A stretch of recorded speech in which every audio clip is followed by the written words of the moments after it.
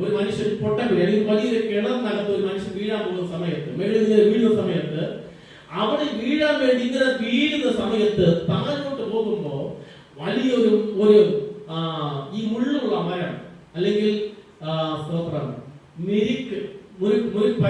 പണ്ടുകാലം മുരുക്കല്ലേ, മുള്ള് ഇന്നത് കാണാൻ പോലുമില്ല. എന്നാൽ ഈ മുരുക്കാണ് നമുക്കറിയാം.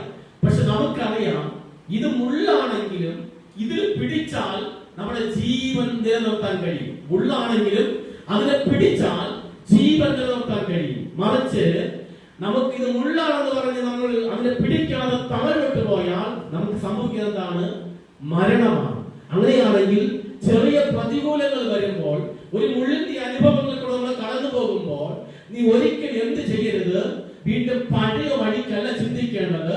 മറിച്ച് ദൈവം എനിക്കൊരു സ്വാതന്ത്ര്യം തന്നിട്ടുണ്ട്, മുള്ളായാലും മുറുകെ പിടിക്കുമെന്ന് പറഞ്ഞ്